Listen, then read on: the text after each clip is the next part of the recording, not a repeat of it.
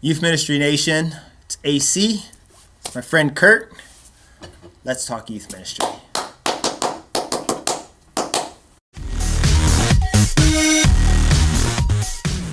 Sorry. What's up, dude? That was a little bit over the top. I apologize. You messed the whole rhythm up. I was trying to keep up with you. Yep. I'm just so thrilled to be in your grandpa's cabin this week. Yeah, we're in the mountains. Grandpa Gurney's cabin.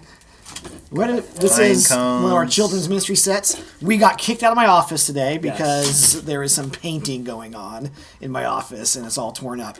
So we decided we'd just sit in whatever set the children's ministry had. We would run over there and just sit in their set. So here it is. It's a country cabin set. All right. By the way, did you see the clip of the guy being chased by a bear on a bicycle? I tried to click on it and my computer wouldn't load, so I missed it. Is it awesome? Oh my goodness. It's his GoPro or something? His GoPro, and this bear is huge. Some people are saying it's fake. He's on a mountain bike? He's on a mountain bike, and he's looking back, and this huge bear is oh my goodness. Well, they say that there's no way you can outrun a bear. But on a mountain bike downhill, maybe? I would think he's flying, but I mean, man. Bears go like 25 or 30 miles an hour. All right. Did he get further and further away, or was the bear catching him? Further away, and then he ran into like a branch, stopped, got off, ran, hid behind a tree. That's where I was like, it's a little fake because they can scent you out from like and they'll miles climb. They'll climb that tree. Dude. Yeah, they will climb. You are dead. There is a guy who died though. The guy who died, he was on a hike in the woods, decided to start taking pictures of a black bear. Stupid. Mauled him. They found his phone all marked up in pictures. He had like 15-something pictures. Can you imagine those pictures from a distance? Oh, he's coming a little closer. Oh, those last couple pictures, probably a little bit intense. I'm not laughing at that. Okay. All right. What are we talking about today? What are we doing? Okay. One of our popular shows is the one where you had the robe of knowledge. I wish we could find it somewhere in all of this. That's right. Okay. But I rattled off 10 questions, and you just like called on your 25 years of experience, and it was a great show. And so I thought we'd kind of do something like that again. Okay. But give you an opportunity to give. We don't have time to do 25 of your top learners, but maybe like 5. We'll do 5 today, and maybe we'll continue until we get to 25 maybe. Okay. But I thought today you could just give us 5 learnings over the 25 years you've been in youth ministry that doesn't have to be your top, but just 5 learnings. Okay. And then whichever ones kind of pop out, we'll talk about it a little bit more. But so I'll kind of power through 4 or 5, and whichever one pops out most to you that you think people would like to hear a little bit more about, and we'll kind of talk in more depth on 1 or 2 of them. Okay, awesome. Okay, so, well, you're right. I mean, 25 years of youth ministry, and I've learned all kinds of lessons. Yeah. I've learned lessons from watching people, right? I mean, one of the best ways you learn is just to follow the model and the example of people around you who you respect.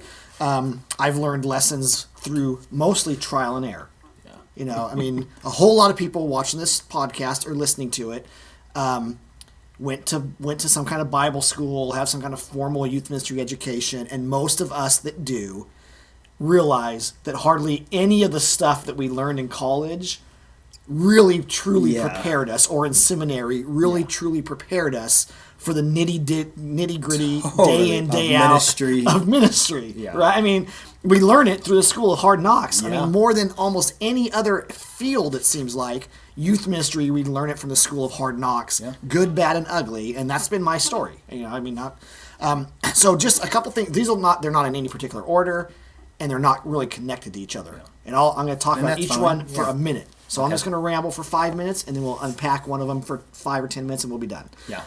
One thing I've learned over 25 years is that every church has unwritten rules. Yeah. Now, lots of churches have written rules and policies and job descriptions that they adhere to, and that's oftentimes what you get reviewed. If your church has a culture of annual reviews and whatnot, they'll work through those things. Yeah.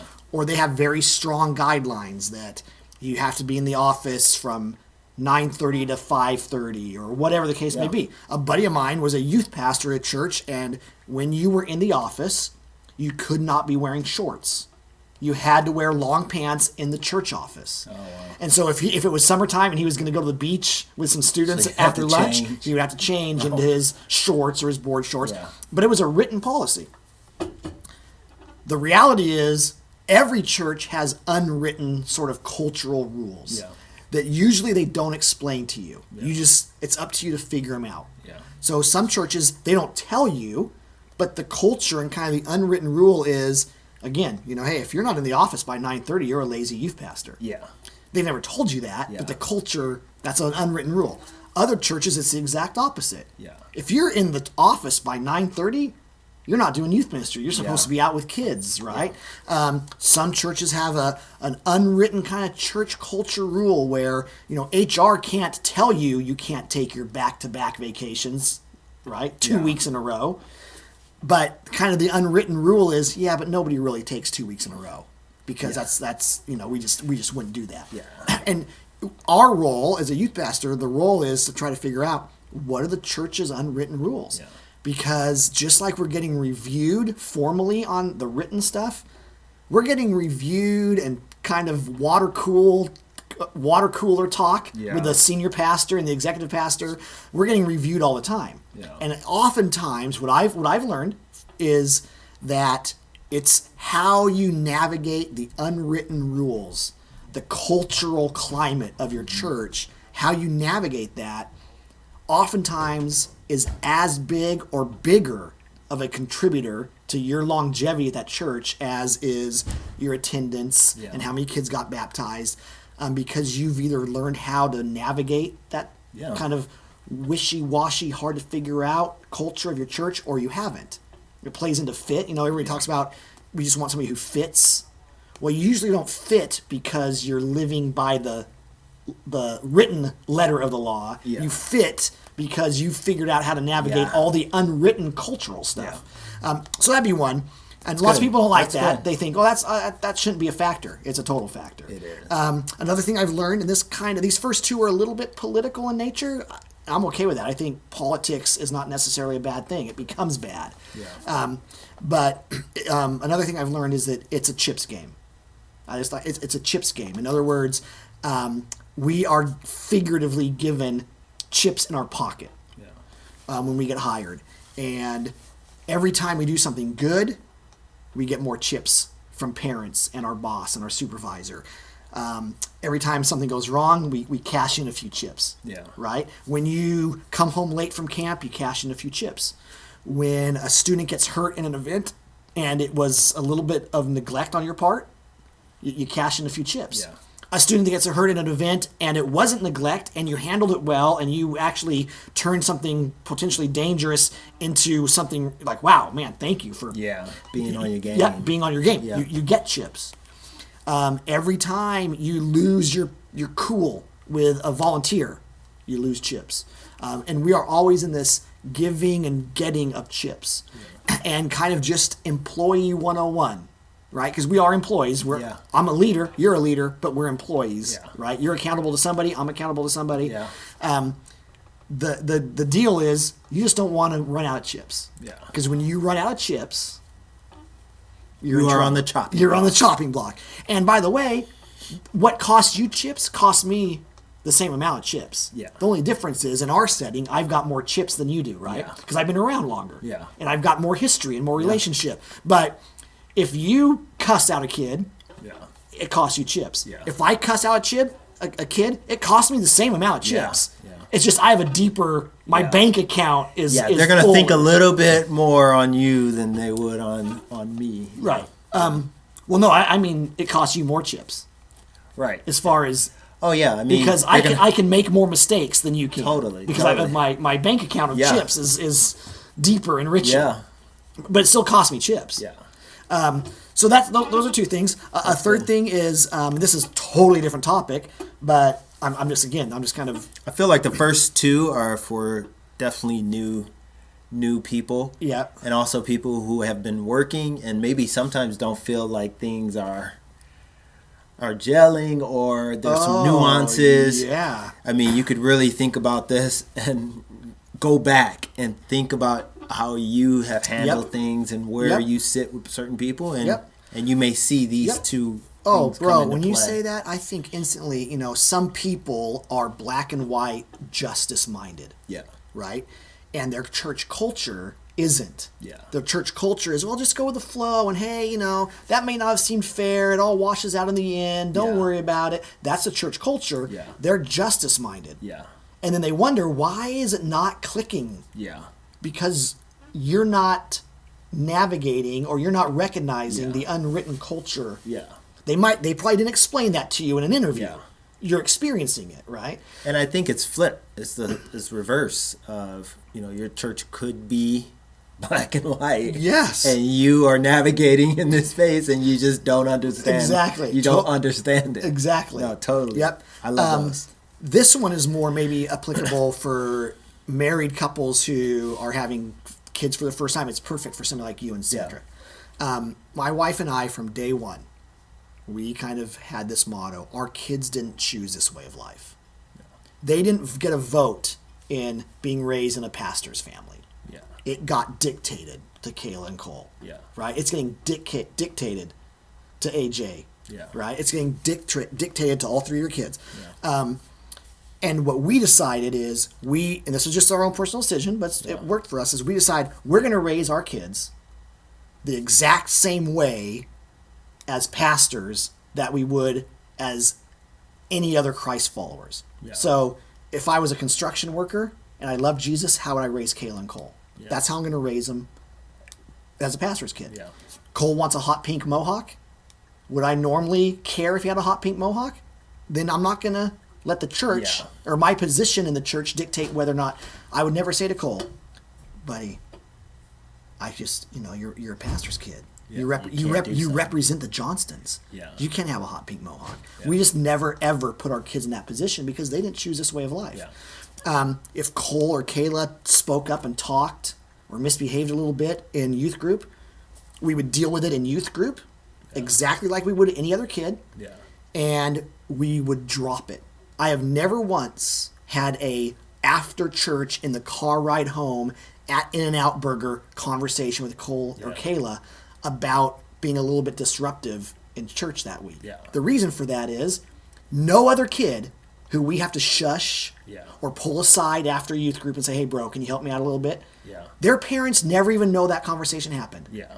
So they're not getting lectured in the car ride home. Yeah. Their In-N-Out date with their family isn't ruined because dad's pissed off at them. Yeah. So we're not going to do that to our kids. If it's something so significant that we would call mom and dad and say, hey, can you help us out? Bobby is being disruptive week after week. We feel like it's time that the family and me get together. Yeah. Then, if it's that bad, you would handle it the same way. Then we would handle it the same way with our kids, right? And you can kind of go on and on with that, but we've just chosen to raise our kids as followers of Jesus, not as pastors' kids. Yeah. Then another one is, I'll just close with this one. I read a book 6 years ago, called The Power of Nice. Mm-hmm. It's one of my favorite books. And one of the things I've learned in ministry is I really have experienced that nice guys, nice gals finish first. Yeah. Not always in the short term. Unfortunately, churches aren't always a lot different than corporate America. Right. And it's tempting to think, man, if I scrape and if I connive and if I manipulate and if I exaggerate and, I kind of look out for number one, that's the only way to get to the top. Yeah. Unfortunately, churches often reinforce that. Yeah. They don't work against that as well as they could. And in the short term, that kind of stuff seems to pay off. I've just learned that in ministry, in the church, at the end of the day, long term, doing it right, having integrity, treating people like Jesus would want you to treat people, pays off. Yeah. Very practical, tangible examples of that would be, that I get frustrated with our student ministries team when somebody's credit card gets turned off because they didn't turn in receipts. Yeah. Because that doesn't, we're causing the accounting department a headache. Yeah. I don't like it when we turn in our print shop orders super late. Yeah. Because we're making them scramble. So I always say, man, let's be the easiest team to work with. Yeah. youth workers, if you can figure out how can your youth group be the easiest team for the janitor to work with. Yeah. How can you be the easiest team for the board of elders to interact with? Yeah. What that does is you might not ever know when it happens, but sooner or later, if Vince, the guy that runs our photocopy machines and sooner or later he's going to be sitting there with a print order from children's, from men's ministry, from youth group, and he's going to say, "Gosh, I can't do them all. Somebody's not going to get their job on time." Yeah. And it's his discretion. Yeah. And he has to go first come, first serve. Yeah, but he doesn't though, right? Because sometimes they all came on the same day. Yeah. Well, he's gonna. I want to make sure he never chooses not to do our job. Yeah. Right. The power of nice. When Vince goes, I love student ministries. Yeah. I love AC. I love Kurt. I love Josh. I love Katie. I don't want their job not to get done. He's going to make sure our job gets done. Yeah. And it's just those little things when, churches go through seasons where they have to have layoffs. Yeah. They go through seasons where they have to decide who gets what space for their ministry or their offices or their cubicles. There's always these not necessarily subjective decisions being made. Yeah. Right? I mean, not necessarily objective. They're subjective. Yeah. And in those moments, those are the times when nice guys finish first. Yeah. People who have the power to make decisions will oftentimes go, you know what? Man, I just love our student ministry department. Yeah. So I'm going to make sure that they get taken care of in this situation and they don't get neglected. You've put chips in your pocket. You've put enough chips in your pocket that, and along with that is this idea, we've all heard the squeaky wheel gets the grease, right? Hey, the squeaky wheel gets the grease. If you don't blow your own horn, nobody's going to blow it for you. Part of my job as our student ministries pastor is to be the trumpet blower. I'm the squeaky wheel for student ministries. Yeah. But what I've learned is, the squeaky wheel gets the grease, and sometimes the squeaky wheel gets replaced. Yeah. Right? So it's like, there's a fine line between complaining and wanting what's best for your ministry and representing your youth ministry well. Because nobody else on our executive table is thinking about youth ministry except for me. Yeah. Nobody else. It's my job to be the squeaky wheel. Yeah. But at some point, and it's different in every organization, but at some point, if you're the squeaky wheel and that's all you're known for is being the squeaky wheel, they'll say, wow, we've greased this wheel a lot. And it still squeaks. Maybe the wheel is broken. Maybe we just need a new wheel, right? And people, I've seen it, you've seen it. Youth workers have lost their jobs. Yeah. Not because of a moral failure, not because they're burned out, not because numbers aren't right. Yeah. They've lost their jobs because they're just kind of pains in the butt of the committees and the bosses and the senior pastors that have to work with them day in and day out. And there's a fine line between fighting for your department, being the squeaky wheel, and being a nice person who knows when, you know what, I'm not going to squeak right now. Yeah. So that's just a few things. What do you say to, let me ask you this question. What do you say to a youth pastor who is being that nice person and is trying, but also have a lot of conflict either with leadership or their team, or even, you could be the head youth pastor and the elder board or and you just feel like you're hitting a ceiling, and no one, you believe that you're being as nice as you can and you're doing all of this great stuff and no one sees it. Yeah. No one is recognizing it, and you always feel like you're finishing last. What are some tips? And I say that because I've read quite a few. Yeah. Just a lot of talking to a lot of youth pastors, and there's a lot of youth pastors that are in that boat of getting let go, not knowing why. Yeah. Finding themselves at the bottom of the pool, even though they believe that they, have done all they could. I think you're hitting on something that we could dedicate an entire an entire podcast to. I'll say this quickly, and then you can determine if maybe next time we want to dedicate more time. Yeah. I think there are times when all of our complaints, all of our frustrations, all of our hitting the ceiling is completely justified. Yeah. And we are, churches are led by broken, imperfect people. They love Jesus, but they're broken and imperfect, right? Yeah. And so oftentimes, all of those concerns are completely warranted. I think, believe it or not, more often than not, conflict is what we make of it. Our attitude, John Maxwell, I don't know if he's the guy who coined this phrase, but he says our attitude determines our altitude. Yeah. Right? So just like we would say to our own kids, come on, man, keep your head up. Yeah. Have a better attitude. That will determine everything. I actually think youth workers sometimes are a little bit entitled. Yeah. I think sometimes we think we deserve more than we deserve. Yeah. We think the senior pastor owes us his ear and that our opinion has to be highly valued by him or her. Why? Who said Rick Warren has to listen to any of my suggestions? He's the senior pastor of the church. Yeah. Right? He doesn't owe me.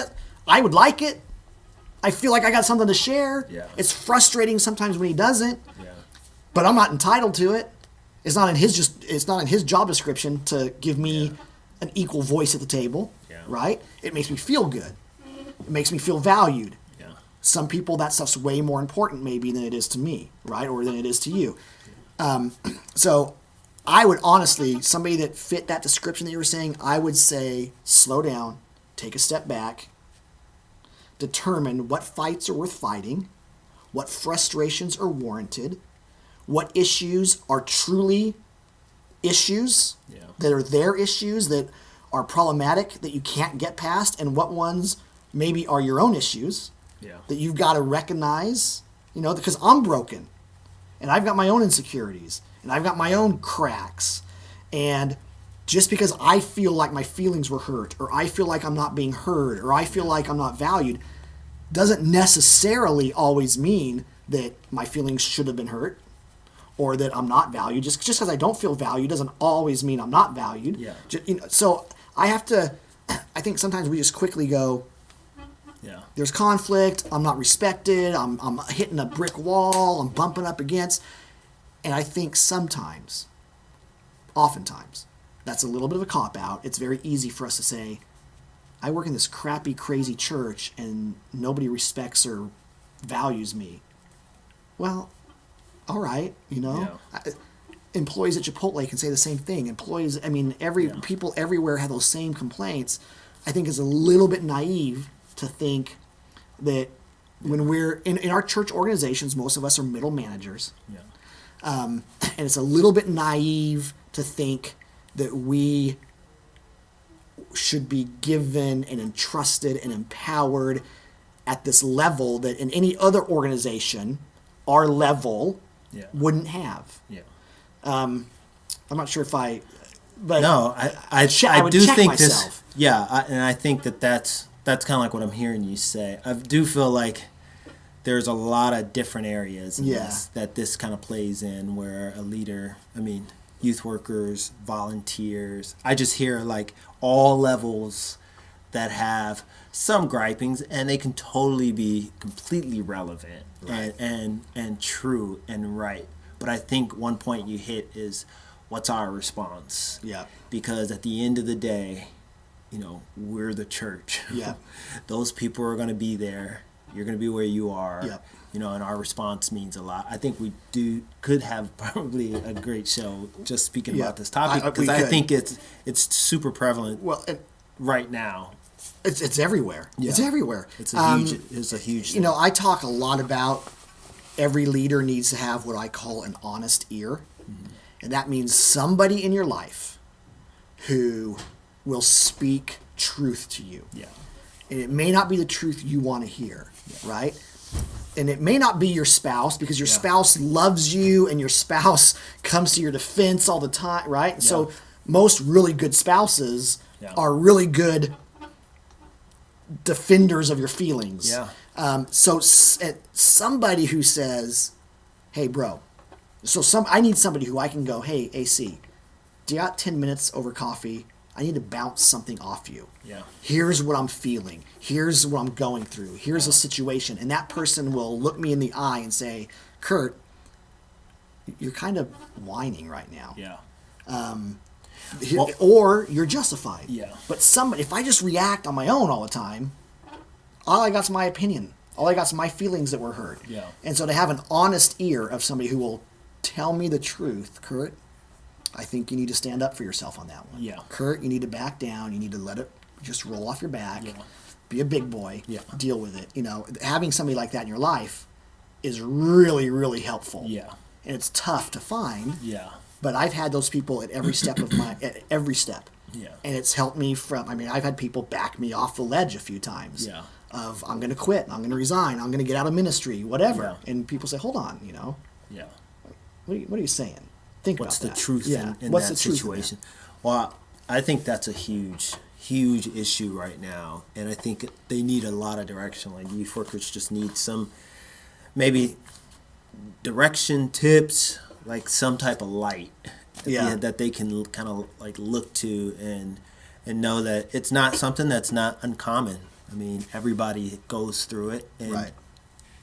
sometimes we think it's just in the secular world, but it's not. Right. And I've never met a youth worker who doesn't have a pretty decent list of frustrations. Yeah. I've never met one. Yeah. So it kind of goes with the territory. Yeah. I mean, we chose to get into this crazy thing. Yeah.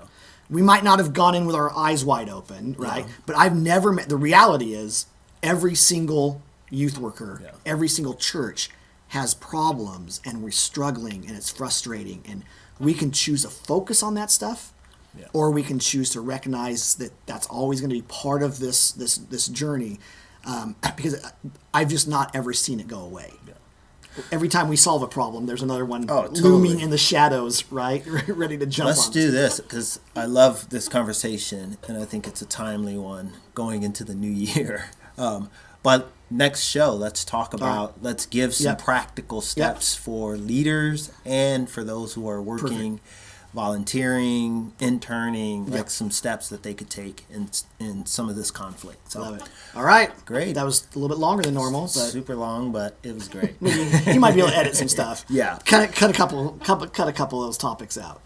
No, it was all good. All right. All right. We will see you next week. See you Remember, guys. subscribe.